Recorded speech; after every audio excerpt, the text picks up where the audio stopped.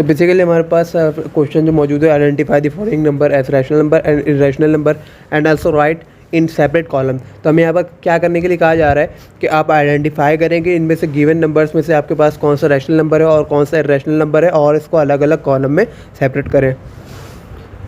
Hello friends, उम्मीद है आप लोग सब खैरियत से होंगे। आज के हम इस वीडियो में एक्सरसाइज 1.1 न्यू बुक से स्टार्ट करने जा रहे हैं। सही है, तो मेरी वीडियो को ज़रूर कंप्लीट देखिएगा और मेरे चैनल को सब्सक्राइब करिएगा और आगे ज़रूर शेयर करिएगा। सही है, तो हमारे पास सबसे पहले पहला टर्म मौजूद है 1/5। तो हमें करना है क्या है यहाँ पर कि इस टर्म को चेक करना है कि यहाँ पर ये आया कि रैशनल है और इरेशनल है। तो हमें सबसे पहले पता होना चाहिए कि रैशनल नंबर कौन सा नंबर होता है। रैशनल नंबर पास वो नंबर होते हैं जो आसानी से टर्मिनेट हो जाए, मतलब ख़त्म हो जाए। मिसाल के तौर पर हमारे पास 4/2 है, अगर इसको हम डिवाइड करवाएं तो हमारे पास आंसर क्या आएगा इसका 2। तो इसका मतलब ये कम्प्लीटली डिवाइड हो गया किससे, 2 से। और अगर हम इसी तरह ले लें पॉइंट वाले नंबर को 3 डिवाइडेड बाई 2, तो जब हम इसको सॉल्व करेंगे तो हमारे पास आएगा इसका आंसर 1.5। तो इन दोनों केसेस में क्या हो रहा है कि आपके पास जो नंबर आ रहा है वो एक कम्प्लीटली फॉर्म में आ रहा है, मतलब मुकम्मल तौर पर इसकी वैल्यू आपके पास डिवाइड हो जा रही है। नीचे यहाँ पर मुकम्मल तौर पर ये नंबर क्या हो गया, ख़त्म हो गया। ये एक पॉइंट के फॉर्म में या फिर एक कंप्लीट नंबर के फॉर्म में आपके पास शो हो रहा है। अब टर्मिनेट होते हैं एक नंबर, पहली बात तो ये होगा। अब दूसरी बात इसके अंदर क्या होती है कि आपके पास ये क्या होते हैं, रिकरिंग होते हैं। रिकरिंग होते हैं मतलब बार बार इसके नंबर क्या होते हैं, रिपीट हो रहे होते हैं। मिसाल के तौर पर 1.3333, सही है, या 1.424242, ऐसे जितने भी नंबर होंगे आपके पास, कौन से नंबर होंगे वो आपके पास मौजूद होंगे रैशनल नंबर की फॉर्म में। सही है, तो हमारे पास इसके अलावा इरेशनल नंबर इसका थोड़ा सा उलट होता है। इरेशनल नंबर के अंदर क्या होता है कि आपके पास ये टर्मिनेट नहीं होते हैं। तो ये आपके पास टर्मिनेट नहीं होंगे, इसका मतलब क्या होगा कि ये कम्प्लीटली डिवाइड नहीं होंगे। सही है, कम्प्लीटली डिवाइड नहीं होंगे। जैसे 22/7 है आपके पास, 22/7 अगर हम इसको डिवाइड करवाने जाए तो ये कम्प्लीटली कभी भी डिवाइड नहीं होंगे। 3 की टेबल से अगर हम काटें तो 3 पॉइंट आएगा 142 और आगे भी इसके आगे नंबर चलते जाएंगे हमारे पास। तो 7 3 21 होगा, यहाँ पे 1 बच जाएगा, फिर हम पॉइंट लगा के 0 लेंगे। इसी तरह हमारे पास ये कम्प्लीटली आगे नंबर चलता जाएगा। तो इसका मतलब वो नंबर हमारे पास जो बार बार रिकरिंग ना हो, बार बार रिपीट ना हो, नॉट रिकरिंग हो, सही है, और जो टर्मिनेट ना हो रहे हों, जो हमारे पास टर्मिनेट ना हो रहे हों, मुकम्मल तौर पर डिवाइड ना हो रहे हों, वो कौन से नंबर होंगे, हमारे पास होंगे रैशनल नंबर। और जो नंबर हमारे पास कम्प्लीटली टर्मिनेट हो जाएं, या तो वो रिकरिंग हो या फिर वो रिकरिंग ना हो, तो हमारे पास कौन से नंबर होंगे, वो रैशनल नंबर होंगे हमारे पास। सही है, तो दोनों मैंने आपको बता दिया कि रैशनल नंबर क्या होता है और रैशनल नंबर क्या होता है। अब अपने ज़रा क्वेश्चन की तरफ चलते हैं। हमारे पास पहला क्वेश्चन है 1/5। 1/5 अगर मैं कैलकुलेटर में निकालूं तो 1/5 करने पे मेरे पास क्या आता है, ये देखते हैं, 1/5। तो 1/5 अगर मैं करूं तो मेरे पास जो वैल्यू आ रही है वो आ रही है 0.2। 0.2 अगर मैं देखूं यहाँ पर तो 0.2 एक ऐसा नंबर है जो कम्प्लीटली टर्मिनेट हो चुका है, जो मतलब जिसके ज़रिए आपके पास पूरी एक साबित वैल्यू आ रही है जो बार बार रिपीट नहीं हो रहा है, या फिर आपके पास पॉइंट में आंसर आपका किसी न किसी तरीके से आ ही रहा है। सही है, तो हमारे पास कौन सा नंबर हो गया, ये हमारे पास हो गया रैशनल नंबर। सही है, तो इसके ज़रिए 0.2 के ज़रिए हमने 1 को 5 के टेबल से पूरे कम्प्लीटली डिवाइड करवा दिया। सही है, 1 को 5 के टेबल से क्या कर दिया, पूरा कम्प्लीटली डिवाइड करवा दिया। तो पहला हमारे पास क्या हो गया, हमारे पास 1 हो गया 1/5, ये हमारे पास आ गया रैशनल नंबर।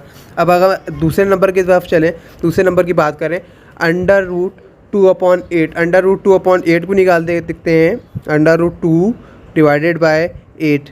हमारे पास इसका आंसर क्या आ रहा है, √2 डिवाइडेड बाई 8 है हमारे पास। इसका आंसर आ रहा है 0.17677669553। अब यहाँ पर जो मेरे पास मौजूदा नंबर है, अब इसके अंदर ज़रा गौर करें तो मेरे पास जो कैलकुलेटर जो मेरा आंसर दे सकता था वो 9 डिजिट है। सही है, 9 डिजिट है, 9 से 11 डिजिट होता है किसी का, ऐसी डिजिट मतलब जितने कैलकुलेटर की कैपेसिटी होती है उसके हिसाब से वो आंसर दे रहा होता है मेरे पास। तो मेरे पास जो आंसर आया वो एक मुकम्मल बार सीरीज़ में चलता ही जा रहा है, सब चलते ही जा रहा है, ये ख़त्म नहीं होने वाला नंबर है। सही है, तो इसका मतलब ये किसी भी पॉइंट पे आकर टर्मिनेट नहीं होने वाला, और मज़ीद ये कि ये रिकरिंग भी नहीं है। तो यहाँ पर ये दोनों कंडीशन को फुलफ़िल कर रहा है। किसकी दोनों कंडीशन को फुलफ़िल कर रहा है, रैशनल नंबर की दोनों फुलफ़िल कर रहा है कंडीशंस को। सही है, तो इसका मतलब जो हमारे पास √2/8 है वो हमारे पास क्या हो गया, यहाँ पर एक इर्रेशनल नंबर हो गया। इसी तरह हमारे पास 2/8 है। 2/8 को अगर हम चेक करें, 2 डिवाइडेड बाय 8, तो हमारे पास आ रहा है 1.4 या फिर 0.25। 0.25 से हम 2 को 8 की टेबल से मुकम्मल तौर पर डिवाइड करवा सकते हैं। सही है, तो इसका मतलब ये हमारे पास क्या हो गया, रैशनल नंबर। ये कम्प्लीटली क्या हो जाएगा, टर्मिनेट हो जाएगा। तो 2/8 हमारे पास क्या हो गया, रैशनल नंबर। सही है, अब हम आगे चलते हैं, जैसे 1/3 है तो 1/3 को भी देखते हैं। 1/√3, तो मैंने कैलकुलेटर के अंदर पुट कर दिया 1/√3, देन इक्वल्स टू का साइन डालूंगा तो मेरे पास जो आंसर आएगा 0.577350292692। इसका मतलब ये भी एक रिकरिंग नंबर नहीं है, प्लस ये बार बार रिपीट हो रही है, किसी पॉइंट पे भी जाके आगे टर्मिनेट नहीं होने वाला, ये किसी भी पॉइंट पर आगे जाके टर्मिनेट या फिर ख़त्म नहीं होने वाला। तो इसका मतलब ये कौन सा नंबर हुआ, ये हमारे पास हुआ इर्रेशनल नंबर। सही है, तो 1/√3 हमारे पास कौन सा नंबर हो गया, ये हमारे पास हो गया इर्रेशनल नंबर। सही है, तो उसके बाद हम √8 को देखते हैं। √8 सही है, तो √8 का जो हमारे पास आंसर आ रहा है 2.82842712 ये भी हमारे पास कौन सा नंबर हो गया, ये भी हमारे पास रैशनल नंबर इर्रेशनल नंबर हो गया, क्योंकि ये बार बार इसका मज़ीद डिवाइड होते जा रहा है, आंसर इसका ख़त्म नहीं होगा, मतलब ये लास्ट पॉइंट तक नहीं पहुँचेगा, ये बार बार रिपीट होगा, ये इन्फिनिटी तक भी जा सकता है, बहुत आगे तक भी जा सकता है, मगर ये ख़त्म नहीं होने वाला। सही है, तो इसका मतलब ये हमारे पास किस में आ जाएगा, ये भी इर्रेशनल नंबर में आ जाएगा। तो √8 भी हमारे पास क्या है, इर्रेशनल नंबर। इसके बाद आगे चलते हैं। ई हमारे पास बेसिकली है एक्सपोनेंट कहलाता है, और इसकी पावर यहाँ पर कुछ नहीं लिखा हुआ, इसका मतलब ई की पावर क्या है, 1 है। तो हम सिंपली कैलकुलेटर को यूज़ करेंगे, तो ई की पावर 1 जब हम डालेंगे इसके अंदर तो हमारे पास सिंपल आ जाएगी इसकी वैल्यू 2.718281828। तो ये भी एक ऐसा नंबर है जो बार बार रिपीट हो रहा है। सही है, किसी भी पॉइंट पे जाकर ख़त्म नहीं हो रहा। तो अगर ये किसी भी पॉइंट पे आके ख़त्म नहीं होगा, टर्मिनेट नहीं होगा और बार बार रिकरिंग भी नहीं है, तो इसका मतलब ये कौन सा नंबर हो गया, ये हमारे पास दोबारा इर्रेशनल नंबर हो गया। तो ई को भी हम किस में लिखेंगे, इर्रेशनल नंबर में। इसके बाद हमारे पास पाई है, पाई की वैल्यू हमारे पास होती है 22/7। तो पाई की वैल्यू भी हम चेक कर लेते हैं, पाई डायरेक्ट रखते हैं, तो पाई की वैल्यू आ रही है 3.141592654। ये भी बार बार रिपीट हो रहा है, टर्मिनेट नहीं हो रहा है, इसका मतलब ये कौन सा नंबर हो गया हमारे पास, ये हमारे पास हो गया इर्रेशनल नंबर। तो इर्रेशनल नंबर हमारे पास किस में आएगा, पाई आएगा, पाई हमारे पास इर्रेशनल नंबर है। उसके बाद √5 की तरफ चलते हैं। √5 हमारे पास है, √5 की वैल्यू भी हमारे पास ऐसी आ रही है, तो √5 है, तो √5 का आंसर भी हमारे पास किस में आएगा, इर्रेशनल नंबर में। तो √5 हमारे पास इर्रेशनल नंबर में आ जाएगा। सही है, उसके बाद देखते हैं 22/3। सही है, 22/3 में करता हूँ, तो इसकी वैल्यू भी हमारे पास क्या है, 7.333333। ये बार बार रिपीट हो रहा है, तो 22/3 हमारे पास क्या है, हमारे पास रैशनल नंबर है, क्योंकि बार बार रिकरिंग हो रहा है, रिकरिंग वाली हमारे पास डेफिनेशन है, तो वो रैशनल नंबर किस में चले आएगा। तो 22/7 हमारे पास क्या है, रैशनल नंबर। इसके बाद हमारे पास देखते हैं 1/π। तो 1/π भी हमारे पास किस में आ जाएगा, एक इर्रेशनल नंबर में। सही है, तो 1/π भी हमारे पास क्या है, एक इर्रेशनल नंबर है। इसके अलावा हमारे पास क्वेश्चन नंबर 12 है, 11/12। तो 11/12 को चेक करते हैं, 11/12। तो 11/12 करते हैं तो हमारे पास आएगा आंसर इसका 0.91666667। सही है, तो इसका मतलब ये भी क्या है, एक रिकरिंग नंबर है। तो रिकरिंग नंबर हमारे पास किस में आते हैं, रैशनल नंबर में। तो ये हमारे पास क्या हो जाएगा, 11/12 एक रैशनल नंबर। तो यहाँ पर हमारे पास क्वेश्चन नंबर 1 कंप्लीट हुआ। इसके बाद क्वेश्चन नंबर 2 की तरफ चलते हैं। क्वेश्चन नंबर 2 भी बहुत आसान सा क्वेश्चन है, और बेसिकली ये जो हमारे पास हमारे पास जो नई बुक आई है वो पहले वाली बुक से बहुत ज़्यादा आसान है। सही है, तो हम इसको और आगे सॉल्व करते हैं, आगे चलते हैं। मेरी वीडियो लास्ट तक देखिए और मेरे चैनल को सब्सक्राइब ज़रूर करिएगा। सही है, उसके बाद हम अपने सेकंड क्वेश्चन की तरफ चलते हैं। क्वेश्चन नंबर 2 हमारे पास लिखा हुआ है, convert the following into decimal fraction, also indicate them as terminating decimal fraction. हमारे पास हमें क्या करना है कि यहाँ पर इन तमाम टर्म्स को डेसिमल फ्रैक्शन के अंदर कन्वर्ट करना है, प्लस इसके साथ साथ हमें बताना है कि इसके अंदर कौन सा टर्मिनेटिंग और कौन सा नॉन टर्मिनेटिंग है। सही है, टर्मिनेटिंग और नॉन टर्मिनेटिंग का भी मैंने आपको बताया था। टर्मिनेटिंग वो नंबर होते हैं जो कम्प्लीटली तौर पर डिवाइड हो जाए। सही है, नॉन टर्मिनेटिंग वो होते हैं जो कम्प्लीटली तौर पर डिवाइड ना हो। सही है, मैं बेसिकली डिवाइड करवा के आपको दिखा सकता हूँ।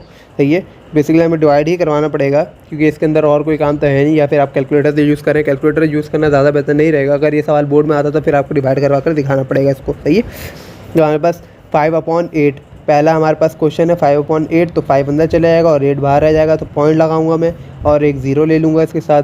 तो हमारे पास फिर 8 की टेबल में देखना है 50 आता है नहीं आता है। मेरे ख्याल से हमारे पास 6 8 48 होता है, तो हमारे पास यहाँ पर लेना पड़ेगा पॉइंट के बाद 6, तो 6 8 48 हो जाएगा हमारे पास। देन हमारे पास कितना बच जाएगा, 2।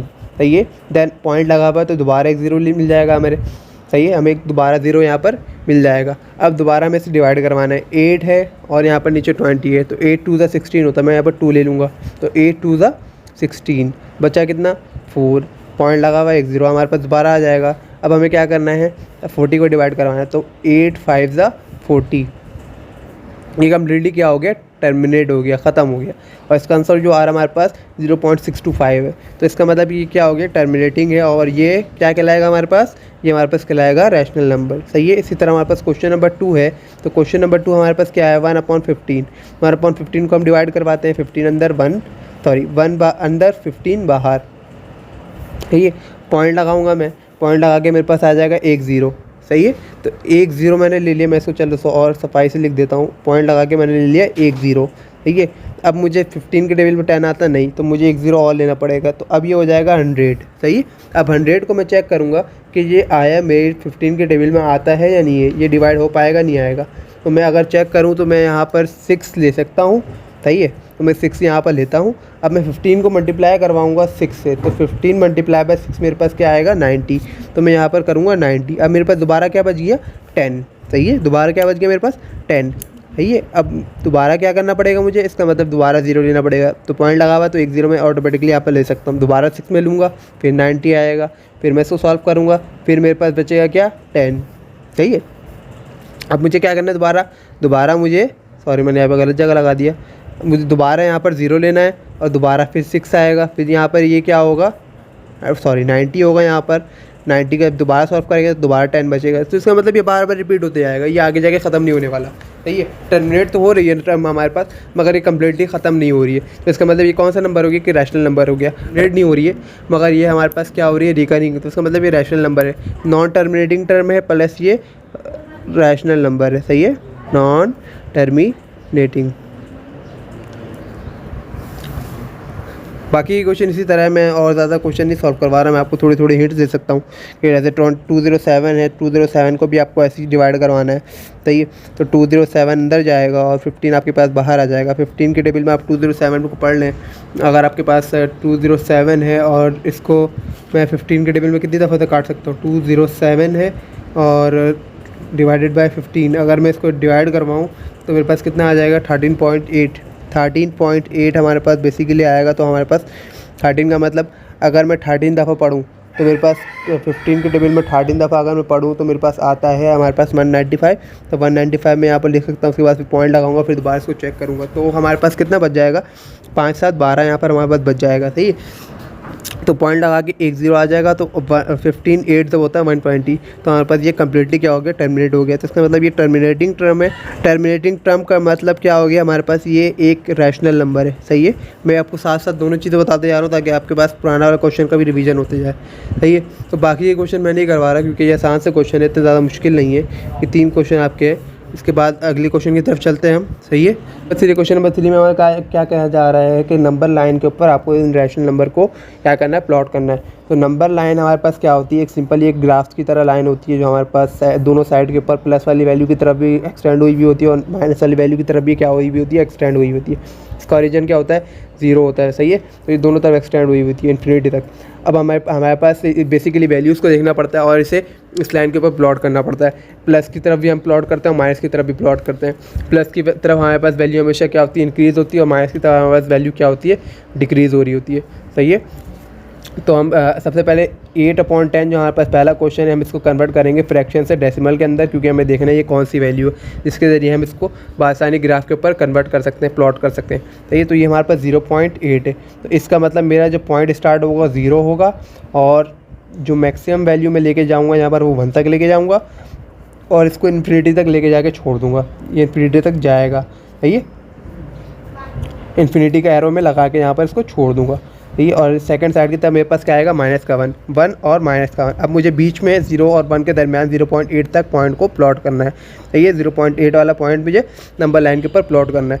तो मैं कैसे इसको प्लॉट करूँगा, मुझे यहाँ पर करना ये है कि सबसे पहले मैं देखूँगा कि मैं इन मतलब इस लाइन के दरमियान में 0.8 तक पहुंचने के लिए कितने पार्ट्स में इस लाइन को डिवाइड कर सकता हूँ, सही है, कितने इक्वल पार्ट्स के अंदर मैं इस लाइन को डिवाइड कर सकता हूँ। मैं ऐसे भी कर सकता हूँ 0.1 प्लस 0 पॉइंट, सही है, उसके बाद 0.2, 0.3, 0.4 और इस तरह 0.8 तक भी पहुँच सकता हूँ।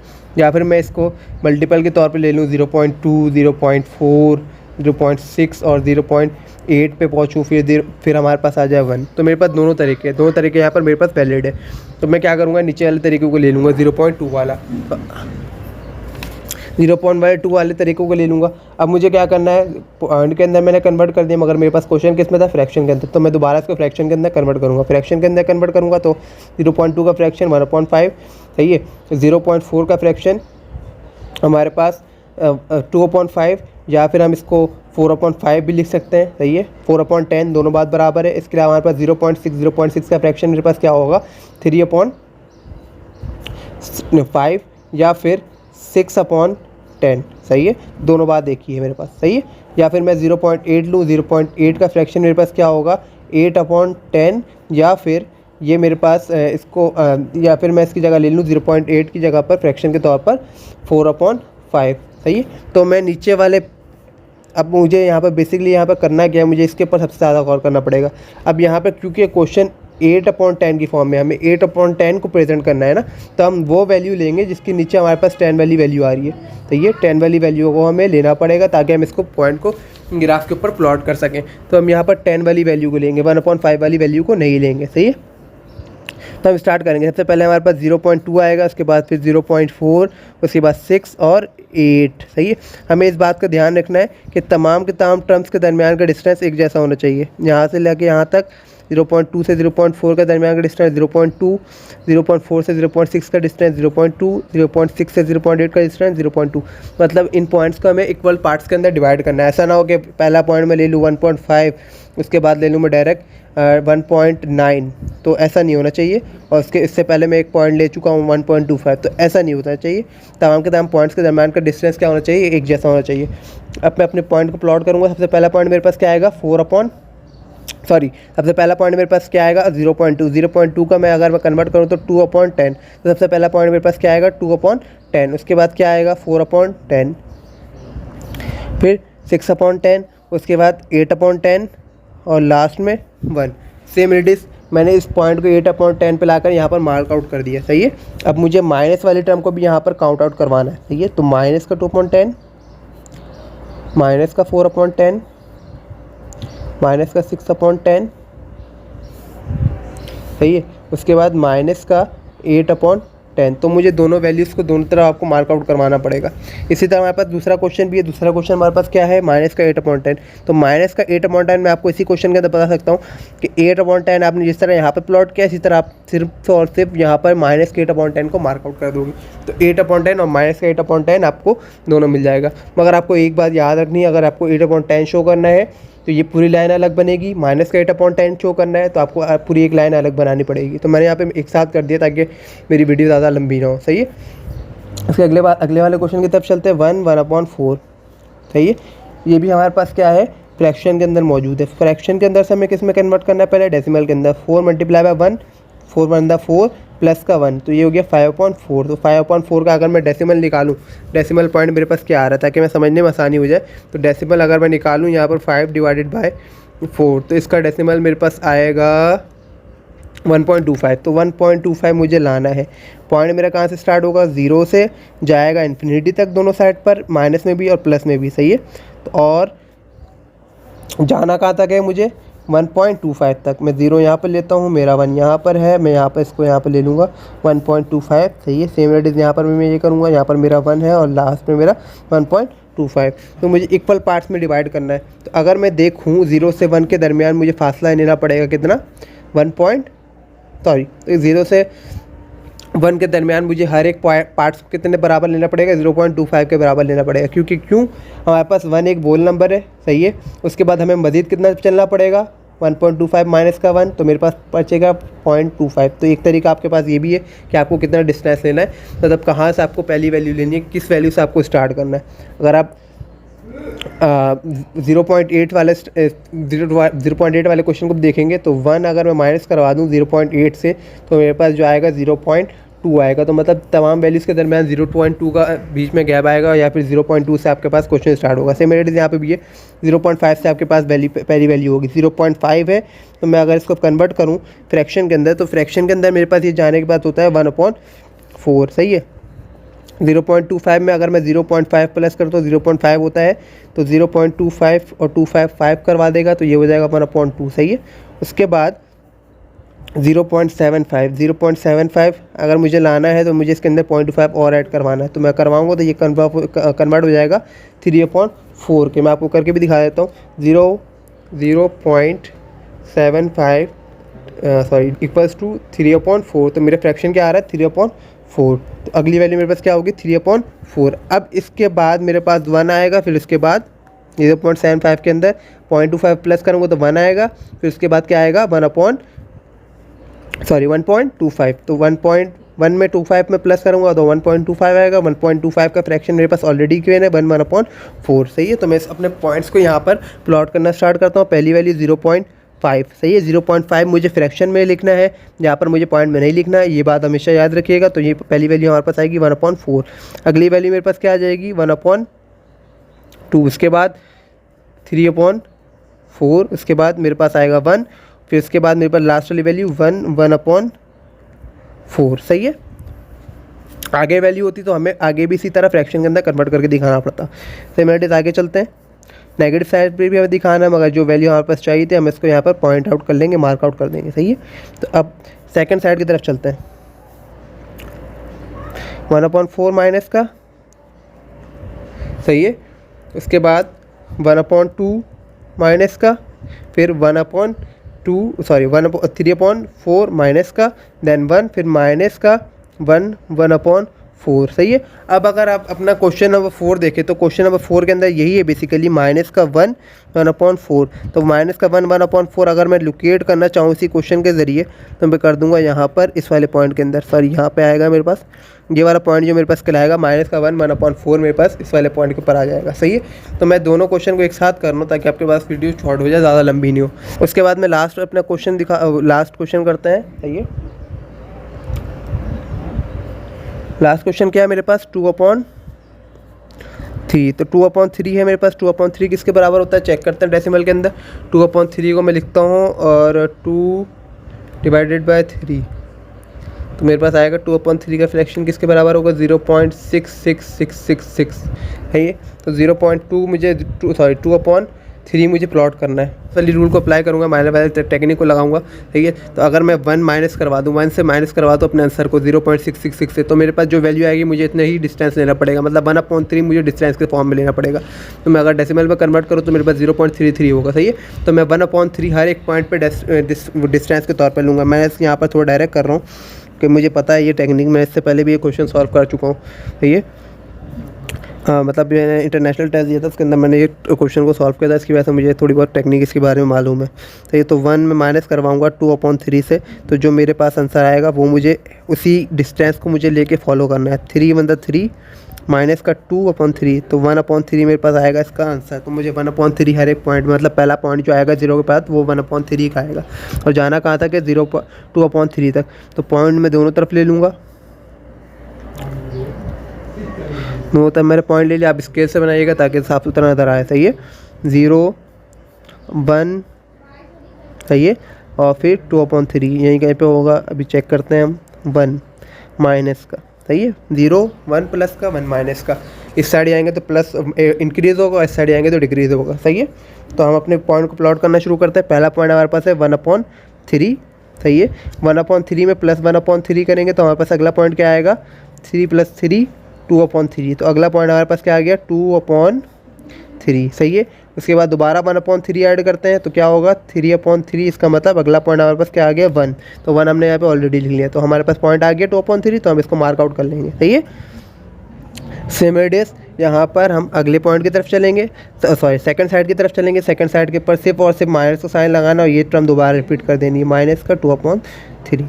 तो ये हमारे पास ये क्या हो गया, क्वेश्चन कंप्लीट हो गया। सेम इट इज़ माइनस का अगर क्वेश्चन मैं करवाऊँ, माइनस वाले क्वेश्चन के अंदर मुझे यहाँ पर पॉइंट नहीं लगाना है, मुझे ये वाला साइड पूरा कंप्लीट करना है, ऐसी पूरी रो बनानी है, पूरी लाइन ऐसी बनानी है, सिर्फ माइनस के 2/3 को लिक्विड आउट कर देना। मतलब -2/3 वाले क्वेश्चन के अंदर मैं सिर्फ -2/3 वाले क्वेश्चन के अंदर यहाँ पर इस वाले पॉइंट के ऊपर लोकेशन आउट कर दूंगा, मतलब लोकेट आउट कर दूंगा, तो मेरे पास ये क्या हो जाएगा, इसका आंसर हो जाएगा। सही है। उम्मीद है आपको मेरे क्वेश्चन बासानी समझ में आ रहे होंगे। अगर आप मेरे क्वेश्चन को बासानी समझ पा रहे हैं तो मेरे चैनल को सब्सक्राइब करिएगा और मेरे वीडियो को ज़रूर लाइक करिएगा और आगे ज़रूर शेयर करिएगा, क्योंकि एक न्यू चैनल और आपकी सपोर्ट की बहुत ज़्यादा ज़रूरत है मुझे। सही है। उसके बाद क्वेश्चन नंबर 4 की तरफ चलते हैं। हमारे पास क्वेश्चन में दिया गया है, क्वेश्चन क्या दिया हुआ है, can you make a list of all rational number between 1 and 2। 1 and 2 के दरमियान तमाम के तमाम रैशनल नंबर्स की लिस्ट बनाएं। तो 1 और 2 के दरमियान तो बहुत सारे रैशनल नंबर आते हैं, तो हम किसी भी चंद रैशनल नंबर्स की लिस्ट बना सकते हैं। रैशनल नंबर की लिस्ट में क्या क्या आएगा हमारे पास, वो नंबर जो टर्मिनेट ना हो और रिकरिंग ना हो। सही है। तो अगर मैं देखूँ तो 1 और 2 0.1 आता है। 0.1 को अगर मैं कन्वर्ट करके लिखना चाहूँ तो 0.1 को मैं लिख सकता हूँ 0.1 इक्वल्स टू 1/10। तो हमारे पास पहला रैशनल नंबर क्या आएगा, 1/10। मैं डायरेक्ट 0.1 का डिस्टेंस रखता हूँ और तमाम के तमाम रैशनल नंबर आपको बताता हूँ। 1/10, इसके अलावा हमारे पास होता है 1/20, 1/30, 1/30, 40 और इसके अलावा 50 और बहुत सारे नंबर हो सकते हैं इस तरीके से। तो बीच में भी बहुत सारे नंबर आ सकते हैं हमारे पास। तो तमाम के तमाम नंबर्स आप लिखिएगा। सही है।